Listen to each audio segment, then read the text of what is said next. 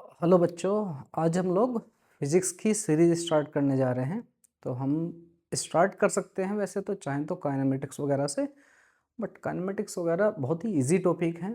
तो जहाँ पर कोर ऑफ फिज़िक्स स्टार्ट होती है क्लास 11th के लिए, that is Newton's laws of motion, यहाँ से स्टार्ट करते हैं। चलिए स्टार्ट करते हैं। Newton's laws of motion, that is our topic.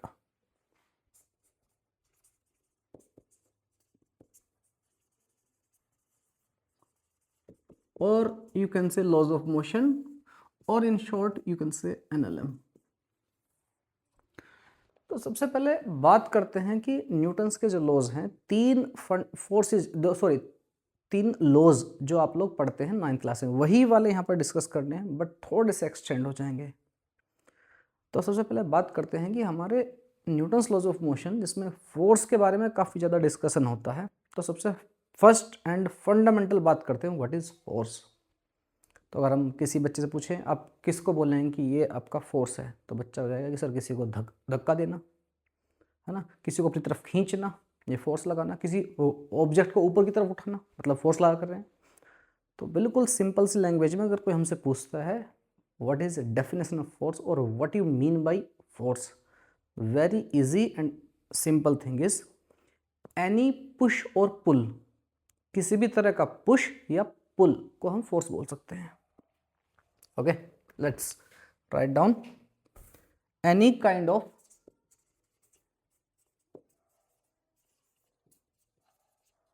Push और पुल, इसको हम बोल सकते हैं दैट इज फोर्स। ओके, अब इस पुश और पुल की वजह से क्या क्या हो सकता है जरा ये समझते हैं। फॉर एग्जाम्पल, कोई ऑब्जेक्ट रखा हुआ था या कोई टेबल है, कोई चेयर है, उसको मैंने पुश कर दिया तो मूव करने लगी, मतलब ऑब्जेक्ट आपका रेस्ट से मोशन में आ गया है। कोई फुटबॉल थी, वो मोशन में थी, आपने तुरंत अपना पैर लगाया, ठीक है, उसको पुश करे, उसको स्टॉप करने के लिए, उसको हिट करने के लिए, कैसे समझ जाइए। तो क्या हो सकता है, या तो हो सकता है उसकी डायरेक्शन बदल जाए फुटबॉल को अगर आपने हिट किया है, या हो सकता है फुटबॉल को आप रोक दें। मतलब आपकी किसी ऑब्जेक्ट को रेस्ट से मोशन में लेके आने के लिए या मोशन से रेस्ट में लेके आने के लिए, या फिर उसकी डायरेक्शन चेंज कर दी। आपकी जो फुटबॉल है, मान लेता हूँ लेफ्ट साइड से आ रही थी, आपने उसको हिट किया और उधर की तरफ भाग गई, राइट की तरफ चली गई हिट करने के बाद। तो आपने क्या किया, डायरेक्शन चेंज कर दी उसकी। किसी धागे के साथ किसी पत्थर को बांधे और पत्थर को रोटेट कर रहे हैं, क्योंकि रस्सी के अंदर टेंशन है, एक तरह का फोर्स ही है वो भी। यहाँ पर भी अगर हम देखा जाए तो क्या कर रहे हैं, फोर्स लगा करके पार्टिकल की डायरेक्शन को चेंज कर रहे हैं। तो समझते हैं ये पुश और पुल क्या क्या कर सकता है। ऐसा भी तो हो सकता है आपने कोई कोल्ड ड्रिंक वगैरह पी, उसकी कैन है आपके पास, आपने अपनी ताकत दिखाने के लिए, फोर्स दिखाने के लिए उसको ऐसे क्रश कर दिया। यहाँ पर क्या हुआ, आपने उस कैन को, उसकी शेप को डिफॉर्म कर दिया। कोई स्प्रिंग है, उसके ऊपर आपने फोर्स लगा, उसको लेंथ बड़ी कर दी, या फिर उसके स्प्रिंग को कंप्रेस करके छोटा कर दिया। यहाँ पर भी आप उसको डिफॉर्म कर रहे हो, उसकी शेप चेंज कर रहे हो। तो ये जो पुश और पुल है, जिससे हम कह रहे हैं फोर्स, फोर्स की वजह से क्या क्या हो सकता है, किसी ऑब्जेक्ट के ऊपर फोर्स लगने से उसके ऊपर क्या क्या इंपैक्ट हो सकते हैं। Let's see, let us right it down. Okay, that force और पुश और पुल में ब्रिंग और मे चेंज स्टेट ऑफ रेस्ट, या फिर स्टेट लिख देता हूं, स्टेट, इसका मतलब है रेस्ट से मोशन में आ सकती है बॉडी, या मोशन से रेस्ट में आ सकती है, रेस्ट टू मोशन और मोशन टू रेस्ट। दूसरा, मे चेंज इट्स स्पीड, हो सकता है हमने पहले से ऑब्जेक्ट चल रहा था, अभी भी चल रहा है, कोई छोटा बच्चा साइकिल चला रहा था, आपने उसकी साइकिल थोड़ी सी धीरे से पकड़ के पुल कर ली अपनी तरफ को, थोड़ा सा फोर्स लगाया, उसकी स्पीड चेंज हो गई ना, डायरेक्शन चेंज हुई, कुछ नहीं किया, बस स्पीड चेंज कर दी, इट्स स्पीड। थर्ड, में change its direction, direction change कर सकते हैं, आपने फुटबॉल को हिट किया, डायरेक्शन चेंज कर दी उसकी, इट्स डायरेक्शन मोशन।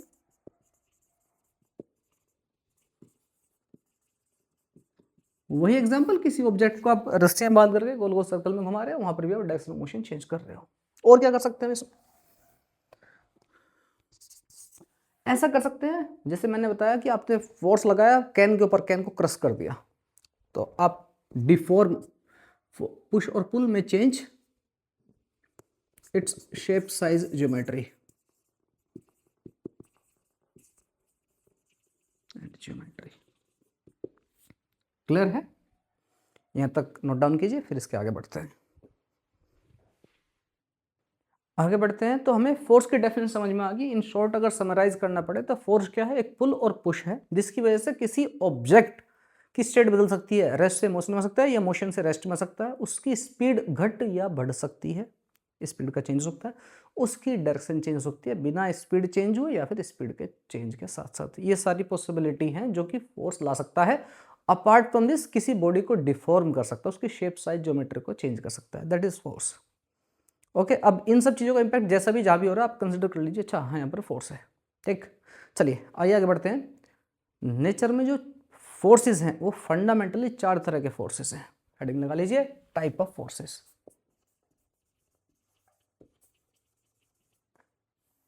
4 पार्ट में हमने, 4 टाइप में हमने उसको डिवाइड कर दिया है।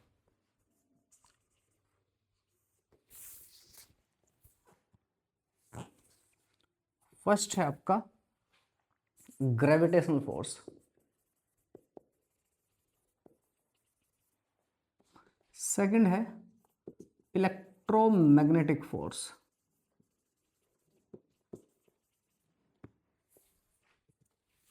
थर्ड है nuclear force and fourth is weak force. इनके बारे में कोई बहुत ज़्यादा डिटेल अभी फिलहाल तो नहीं पढ़ना, बस हमें जान लेना है। तो अगर ग्रेविटेशनल फोर्स की बात करूं, ये बात हम 9th क्लास में पढ़ते हैं। ग्रेविटेशनल फोर्स, कोई दो बॉडीज हैं जिनके मास m1 और m2 हैं and they are separated by distance r, then the force between them is nothing but gm1 m2 upon r square। अगर कोई ऑब्जेक्ट अर्थ की सरफेस पर है, अर्थ के आसपास है, जो कि हमारे मैकेनिक्स में मोस्ट ऑफ द क्वेश्चन में रहेगा, ग्रेविटेशन चैप्टर को अगर हटा दूं तो मैं ज्यादातर क्वेश्चन में, तो आप ऐसा कह सकते हैं, एक जो इन m1 m2 में से मान लेता हूं, m2 जो है वो कैपिटल M है, that is mass of earth है। मास ऑफ अर्थ की वैल्यू हम लोगों को पता है, एंड r अगर मैं अर्थ की सरफेस के आसपास हूं तो यहाँ पर ये मान लो m2, ये m1 आपका कैपिटल M अर्थ ही है। तो हमारी जो फोर्स की वैल्यू है that will come out to be, इस m1 को मान लेता हूँ small m, m into g, small g आ जाएगी। स्मॉल जी हमें यहाँ से समझ में आ रहा है क्या मतलब है उसका, g/r², और कुछ नहीं है। ठीक है, m2 को हटा दीजिए, g/r² को स्मॉल जी यानी कि एक्सेलरेशन ड्यू टू ग्रेविटी हम इसको बोलते हैं। फिलहाल इस चैप्टर में हमारा इतना ही यूज है। इसके बारे में डिटेल वी विल स्टडी, कहाँ से क्यों कैसे आया है हम पढ़ेंगे जब हम ग्रेविटेशन चैप्टर पढ़ेंगे। Next is electromagnetic force. Electromagnetic force, जैसा कि आपको थोड़ा बहुत आइडिया होगा कि अगर किसी कोई चार्ज पार्टिकल्स को हम पास पास लेके आए तो उनमें रिपल्सन या अट्रैक्शन हो सकता है, which is due to electrostatic force in short अगर कहें तो। किसी चार्ज पार्टिकल को मैग्नेटिक फील्ड में अगर हम थ्रो करें तो ये भी आपका फोर्स एक्सपीरियंस करता है।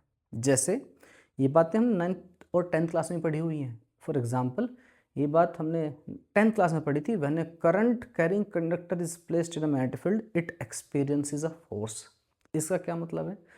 करंट कैरिंग कंडक्टर का मतलब क्या है? एक कंडक्टर है जो कि चार्ज कैरी कर रहा है, मतलब चार्जेस मूव कर रहे हैं और प्लेस किए गए हैं मैग्नेटिक फील्ड में, दे एक्सपीरियंस फोर्स। उसको हम आगे जा करके नेक्स्ट चैप्टर्स में, अगर आने वाले चैप्टर्स में पढ़ेंगे, तो हमारा मतलब मैग्नेटिक फोर्स वगैरह है। इवन जो स्ट्रिंग होती है, रस्सी होती है, रस्सी का एक पार्टिकल दूसरे पार्टिकल जुड़ा हुआ है with the help of electromagnetic force, इस तरह के फोर्सेस हम इलेक्ट्रोमैग्नेटिक फोर्स बोल सकते हैं। क्लियर है? अभी इसका क्लासिफिकेशन एक तरीके से और भी होगा, इसी के अंडर में आ जाएंगे हमारे, जैसे कि आपका इलेक्ट्रिक फोर्स या इलेक्ट्रोस्टैटिक फोर्स बोल दीजिए, मैग्नेटिक फोर्स, टेंशन, रस्सी में tension, friction force, contact force, ये सब इसी के अंडर में आ जाएंगे। ठीक है, आगे की तरफ बढ़ते हैं। Nuclear forces. न्यूक्लियर फोर्सेस कौन से हैं? जब किसी ऑब्जेक्ट, किसी आपका एटम का न्यूक्लियाई फॉर्म होता है तो यहाँ पर न्यूट्रॉन और प्रोटॉन इसके अंदर होते हैं। इवन प्रोटॉन प्रोटॉन को रिपल करना चाहिए, करते भी हैं, लेकिन फिर भी होल्ड हो रखे हैं because of very strong nuclear force. तो इसी फोर्स को हम फिलहाल यहाँ पर न्यूक्लियर फोर्स कह रहे हैं। आप समझिए कि इसका मतलब क्या है, ये आपके इलेक्ट्रोस्टैटिक वाला जो फोर्स होता है कूलम्स फोर्स, उससे ज़्यादा स्ट्रॉन्ग है force. It is strongest in the nature, सबसे स्ट्रॉन्ग है ये। वीक फोर्सेस के बारे में थोड़ा सा, अब ये भी आपका न्यूक्लियर लेवल की भी चीज़ें हैं। ऐसा समझ लीजिए कि कभी कभी जब आपका न्यूक्लियर अनस्टेबल होता है, उसका साइज लार्ज होता है, ये बातें हम जब न्यूक्लियर फिजिक्स वगैरह पढ़ेंगे will deal it in properly. तो क्या होता है कि हमारा जो न्यूक्लियर है उसका साइज बड़ा हो गया, और यहाँ पर जो के शेल यानी कि फर्स्ट सेल, जिसको KLMN बोलते हैं आप लोग, यहाँ पर जो इलेक्ट्रॉन आपका घूम रहा है, कभी कभी ऐसा होता है इसको कैप्चर कर लेता है। ठीक है, तो होता क्या है, एक प्रोटॉन और एक इलेक्ट्रॉन बनकर के एक न्यूट्रॉन फॉर्म कर देता है। ये जो छोटा सा फोर्स है, कमजोर सा फोर्स है, इसी को हम लोग वीक फोर्स बोलते हैं। ये 4 फोर्सेस हैं जिनको ही बाकी सारे फोर्सेस इन्हीं से मिलकर बने हुए हैं। This are the 4 fundamental forces. Clear है? इलेक्ट्रोमैग्नेटिक फोर्स के अंडर ये सारे आ जाएंगे आपके। न्यूक्लियर फोर्स, अभी इन दोनों का लगभग ना के बराबर हमें डिस्कशन होगा, मेनली का हमारा इन्हीं का ही है। एक एक को देखेंगे हम कैसे कैसे क्या है, पहले इसको नोट डाउन कीजिए। फोर्सेस का एक क्लासिफिकेशन और भी हो सकता है कि दो बॉडीज आपके कांटेक्ट में हैं या नहीं है। सो classification of forces on one more type on the basis of contact. Classification of forces on the basis of contact. For example, अगर मैं बात करूं, एक बॉडी आपकी यहाँ है, लेट दिस इज M1, और आपके यहाँ पर अर्थ है जिसका मास कैपिटल M मान लेता हूँ मैं। तो इन दोनों के बीच में आपका फोर्स ऑफ अट्रैक्शन है। ये बॉडी एक दूसरे कॉन्टैक्ट में नहीं है। अगर मैं मार्कर को यहाँ से छोड़ दूँ तो ये अर्थ की तरफ भागा चला जा रहा है। रीजन क्या है? क्योंकि अर्थ इसको अट्रैक्ट कर रही है, और अर्थ और marker are not in contact even though they are exerting force on each other. ऐसे फोर्सेस को हम बोलते हैं फील्ड फोर्स। तो दो क्लासिफिकेशन है, जैसे आपका ग्रेविटेशनल फोर्स मैंने एक एग्जांपल ले लिया, और टाइप कौन सा है इस तरह का? फील्ड फोर्स, जहां पर दो बॉडी कांटेक्ट में नहीं होंगी।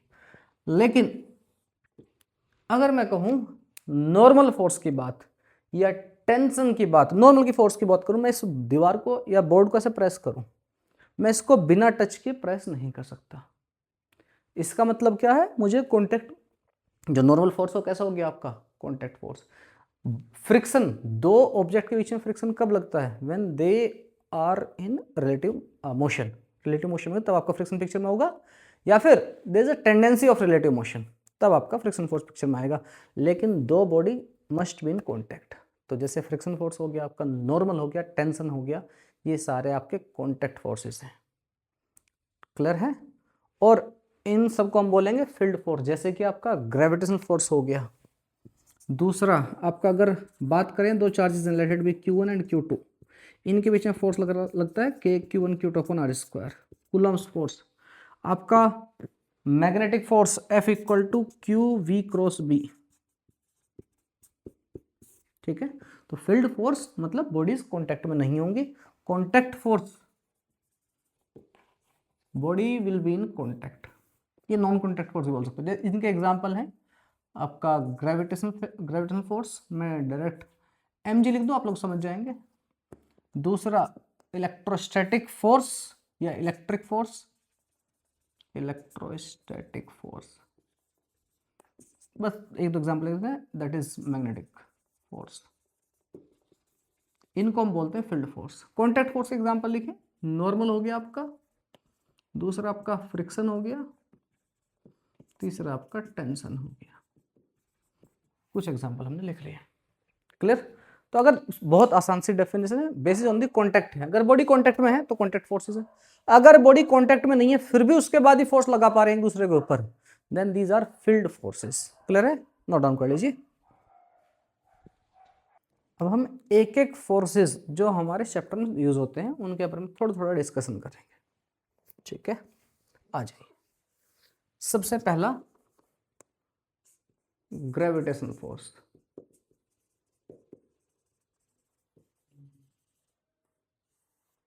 ये बात हम जानते हैं 9th क्लास से, कोई मास है m1, this is mass m2, point mass is separated by small distance r।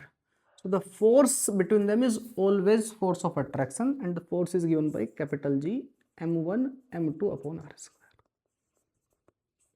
ठीक है। अगर इस दो मासेज में से एक मास आपका अर्थ है, ये हमारी प्यारी अर्थ, यहाँ पर इक्वेटर, ये हमारा ट्रॉपिक ऑफ कैंसर, यहाँ हमारा प्यारा Bharat, okay, something like that, कुछ ऐसा सा। ठीक है, तो हम कहीं भी बैठे हुए हैं, यहाँ से किसी ऑब्जेक्ट को उछाले तो वापस अर्थ के आसपास आएगा। जब हम मान लेते हैं यहाँ पर कोई भी एक मास, m1 इक्वल टू आपका मास जो कि आपने ऑब्जेक्ट उछाला है, m2 मान लेता हूँ मैं, मास ऑफ अर्थ है। ठीक है, r आपकी radius of earth. Sir radius of earth के लिए हमने तो कुछ उछाला है। देखिए रेडियस ऑफ अर्थ जो है काफ़ी ज़्यादा है, लगभग 6400 किलोमीटर है, 6.4 × 10⁶ मीटर।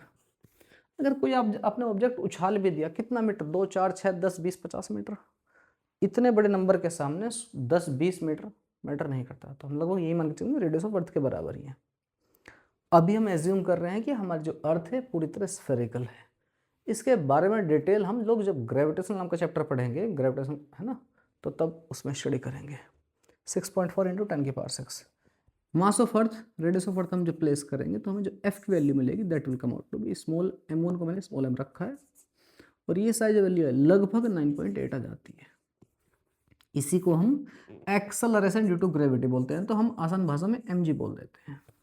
रही बात g की वैल्यू, अगर क्वेश्चन में दिया 9.8 तो 9.8 यूज करना, नहीं दिया या ठीक है तो जनरली हम लोग 10 यूज कर लेते हैं। सिचुएशन के हिसाब से आप लोगों को यूज करना। फॉर एग्जांपल कोई डेटा इस तरह का दे रखा जिसमें 9.8 या उसका मल्टीपल दिखाई पड़ रहा है, इवन दो उसने g की वैल्यू मेंशन नहीं की, तो समझदारी इसी में है कि हम 9.8 ले लें। फॉर एग्जांपल कोई डेटा आ रहा है इसमें 4.9 आ रहा है, तो हमें समझ में बात आ रही है कि सर ये g से ऐसा कुछ रिलेशन रहा होगा। नहीं दे रखा तो आप 10 ले लीजिए, अगर ऑप्शन दे रखे हैं तो पक्की बात है आंसर आपके अलग दूर दूर रहेंगे।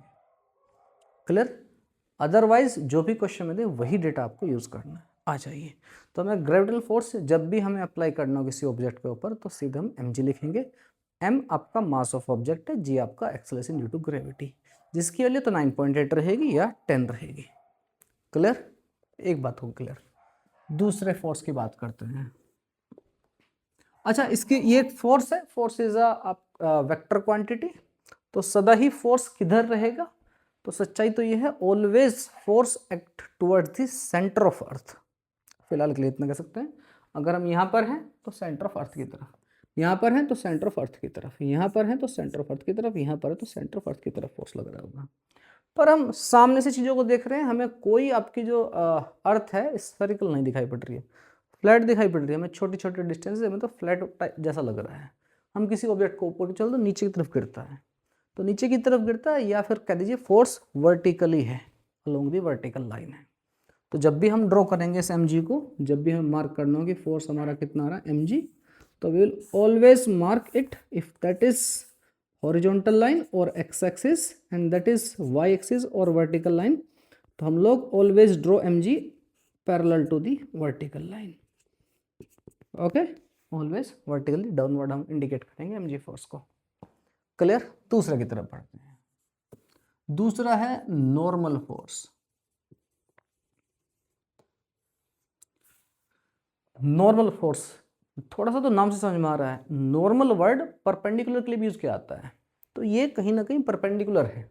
किसके परपेंडिकुलर? फॉर एग्जांपल मैंने एक ऑब्जेक्ट को टेबल, अपनी बुक को मैंने टेबल के ऊपर रख दिया है, ये रखी, जिसका मास m है, ये हमारी प्यारी सी टेबल है।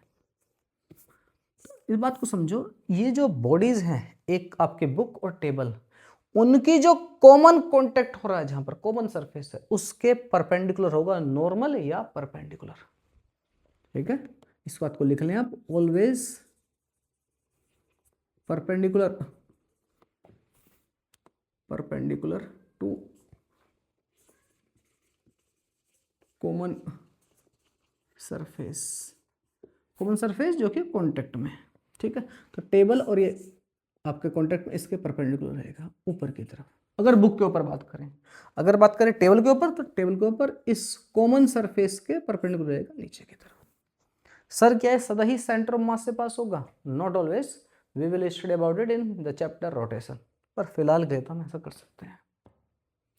क्लियर? एग्जाम्पल लेते हैं। फॉर एग्जाम्पल मैंने एक ऑब्जेक्ट यहाँ पर प्लेस कर दिया है, ये आपका इंक्लाइन प्लेन है मेकिंग एन एंगल थीटा, और यहाँ पर एक ब्लॉक रखा हुआ है जिसका मास है m। तो आइए पहले इसको ड्रॉ कर लेते हैं, इसको ड्रॉ कर लेते हैं। तो mg फोर्स लेगा सर वर्टिकली डाउनवर्ड, ये लीजिए। नॉर्मल रहेगा जहां भी उनकी कॉमन कॉन्टैक्ट सरफेस है, common surface which is in contact, कौन सी है सर? ये। तो इसके परपेंडिकुलर, इसके परपेंडिकुलर, और हियर लाइक दैट, इस ब्लॉक के ऊपर। To have reaction there is equal and opposite reaction, उसके बारे में भी थर्ड लॉ के बारे में पढ़ेंगे। तो अगर इस नीचे वाली वेज या इस सरफेस या इंक्लाइन प्लेन के बारे में पूछ रहा है तो उसके ऊपर इसके अपोजिट साइड होगा इधर की तरफ। खैर अभी तो इस ब्लॉक का है।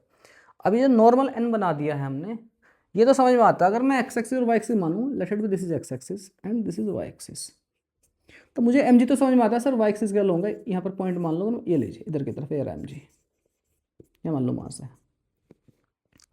तो इसको एन को कहाँ बनाऊँ? यहाँ, यहाँ, यहाँ, यहाँ। आपके फर्स्ट क्वार्टर में दुनिया भर के एंगल्स हो सकते हैं, इनफाइनाइट नंबर ऑफ एंगल्स हो सकते हैं। कहाँ ड्रॉ करो इसको? आइए इस बात को अभी मैं आपको बता रहा हूँ और आगे आपको ध्यान में भी रखना है। देखो, if that is theta, this is vertical line. एक में हॉरिजॉन्टल लाइन ड्रॉ कर लेते हैं ऐसे। If that is theta, this is also theta, alternate इंटरएंगल।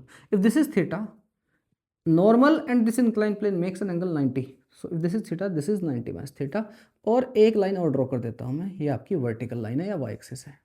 This is 90 minus theta, this and this, these blue lines makes the angle between these blue lines is, dotted lines is 90 degree. So this is again theta. आप आसान भाषा में ऐसा याद रखिए, बार बार ये नहीं ढूंढना, तो गड़बड़ कर दोगे आप लोग एग्जाम में। आपको कैसे ध्यान में रखना है, जितना एंगल आपका इंक्लाइन प्लेन और हॉरिजॉन्टल के बीच में होगा, आई रिपीट, जितना एंगल इंक्लाइन प्लेन और हॉरिजॉन्टल के बीच में होगा, एग्जैक्टली सेम होगा एंगल नॉर्मल और वर्टिकल के बीच में, है ना? समझ आ गई बात? सर एक बार फिर से रिपीट कर दो। हाँ रिपीट कर देता हूं मैं। बेटा मैं ये कह रहा हूं, जितना एंगल आपका इंक्लाइन प्लेन और हॉरिजॉन्टल के बीच में होगा, एग्जैक्टली सेम एंगल आएगा आपका नॉर्मल और वर्टिकल के बीच में। ये थीटा तो ये भी थीटा। तो बार बार आपको ढूंढने की जरूरत नहीं पड़ेगी क्वेश्चन कहाँ कैसे कैसे करें। तो इस बात को ध्यान रखिए, आप फटाक से क्वेश्चन कर ले जाएंगे। समझ में आ गई बात नॉर्मल की? मेरे ख्याल से समझ में आ गई है। ठीक है, नॉर्मल नाम समझ में, always perpendicular to common surfaces in contact. ठीक है, इस बात को याद रखना, it is quite important, you can say funda और trick to remember the things. Angle between this inclined plane, let's say IP, and horizontal H बोल दो, is equal to angle between this normal and vertical। Always बार बार इसको calculate नहीं करना, कभी गड़बड़ कर दो, कभी थीटा यहाँ यहाँ थीटा थीटा गड़बड़ कर दो, गड़बड़ नहीं करना है। क्लियर है? मेरे ख्याल से बात क्रिस्टल क्लियर है। थर्ड फोर्स जिसकी हमें थोड़ी सी और जरूरत पड़ेगी, इसके बारे में और देख लेते हैं हम लोग। आ जाइए, थर्ड एक फोर्स को और देख लेते हैं, विच इज टेंशन।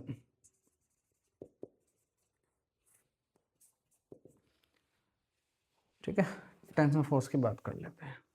अच्छा मैं एक बात बताता हूँ, जितना मैं आपको पढ़ा रहा हूँ, अगर आपने ईमानदारी से पढ़ लिया और जो मैं वर्कशीट आपको प्रोवाइड करूँगा, अगर आप उसको 100% सोल्व कर लेते हैं, similarly for chemistry and mathematics, this is my promise to you, you can easily, actually easily तो नहीं होता, बट हाँ आई एम 100% प्रीटी श्योर कि you can score under 500 rank in JEE advance. Mains की बात नहीं कर रहा मैं तो छोटी बात है।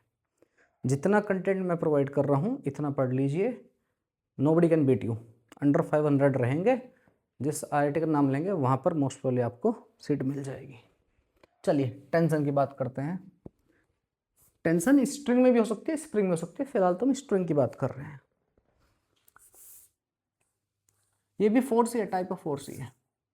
In string we are discussing, for example एक आपका मास है, रस्सी से बंधा हुआ ऐसे टंगा हुआ है, इसकी डायरेक्शन कैसे लेनी है, टेंशन किधर रहेगी, जिस भी पॉइंट पर आप बात करें। ठीक है कि भाई यहाँ पर टेंशन बतानी है, तो take always tension away from that point. क्या मतलब सर? जैसे अगर मैं यहाँ पर पूछूं कि रस्सी की टेंशन कैसा देखूं, तो ऑलवेज अवे। यहाँ से कोई पूछे रस्सी किधर है, ऑलवेज अवे। यहाँ से कोई पूछे अगर ऊपर की तरफ देख रहे हो तो ऑलवेज, नीचे देख रहे हो तो इधर की तरफ। सर ऐसा क्यों?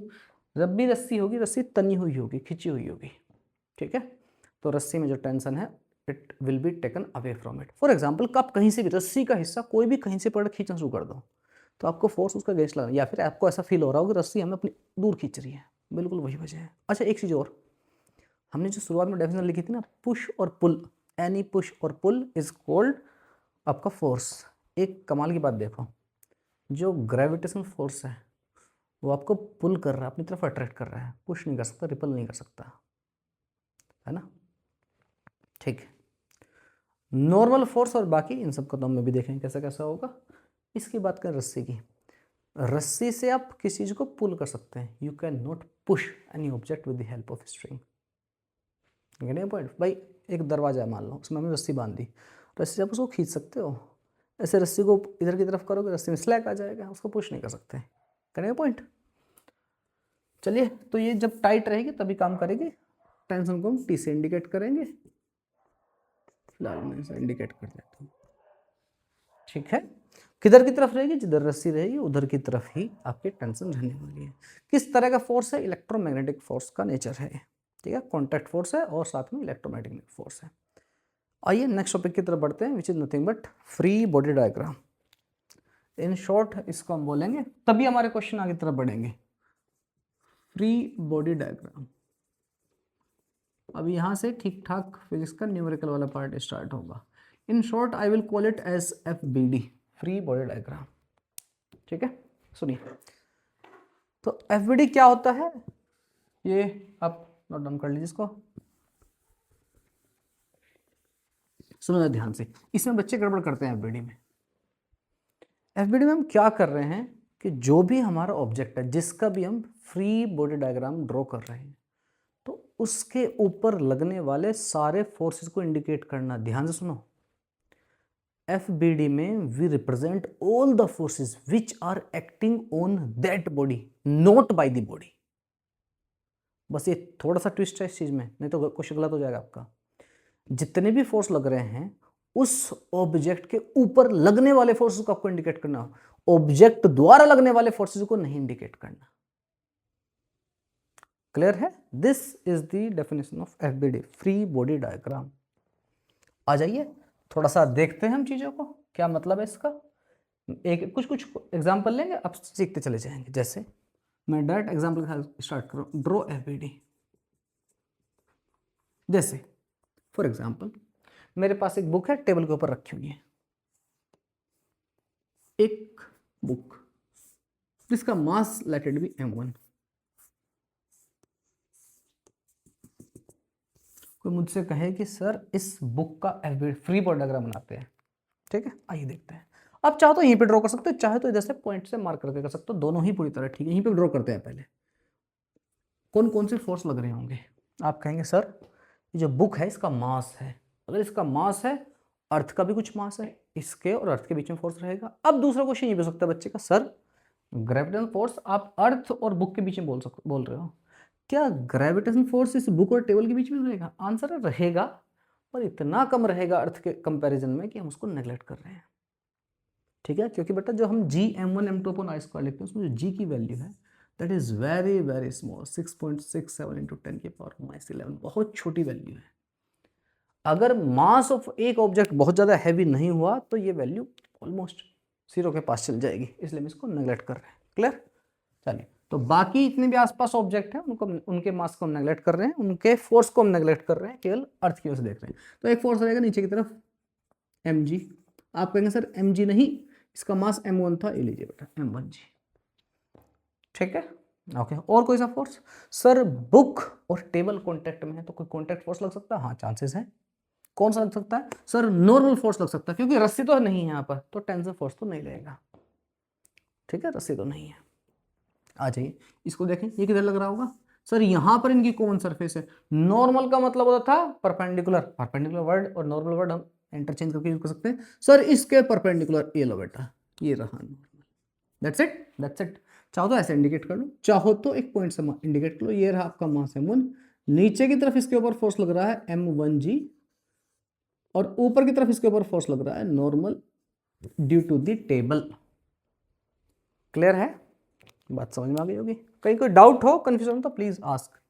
सेकंड, अगर मैं बात करूं, सपोज करो मेरे पास ये टेबल, मैं थका हारा आया, खेल कूद उछल कूद करके, मान लो आप खेल कूद करके आए, यहां पर एक बुक रखी हुई थी जिसका मास था, लेट से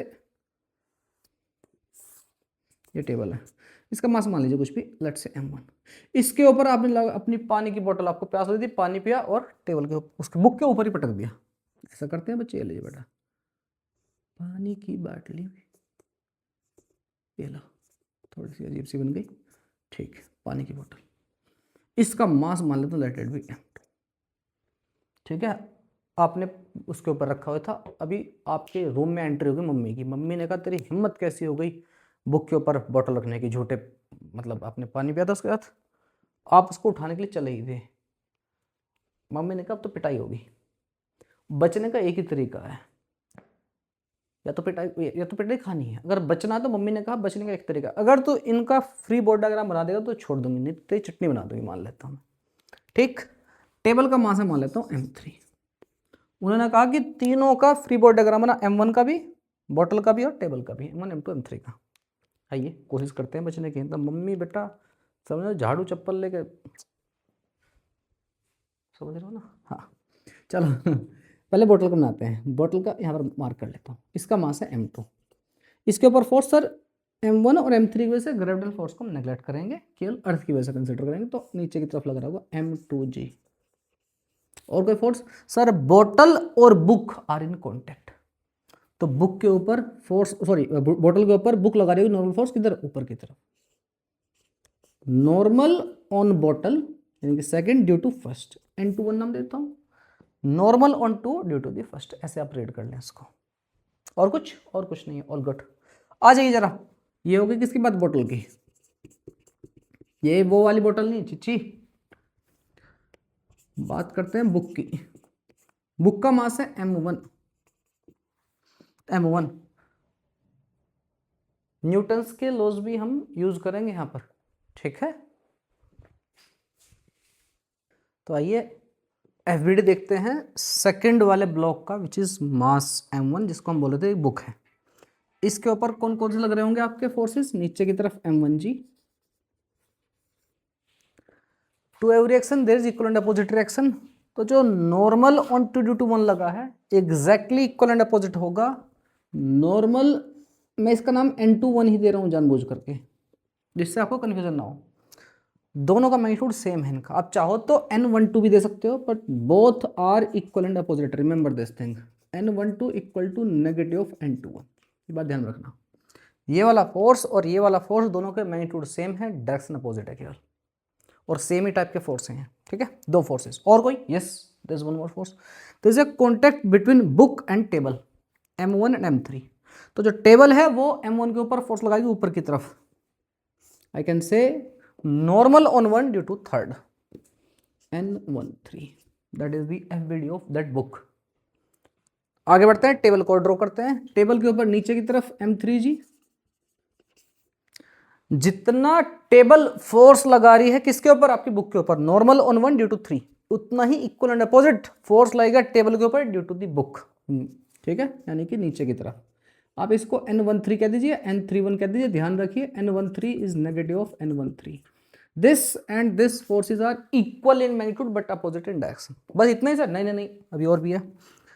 जो टेबल है वो कॉन्टैक्ट ना अर्थ के, तो अर्थ इसके ऊपर फोर्स लगा देगी ऊपर की तरफ, तो इसको आप चाहें तो NG नाम दे दिए, normal due to the ground, ठीक है।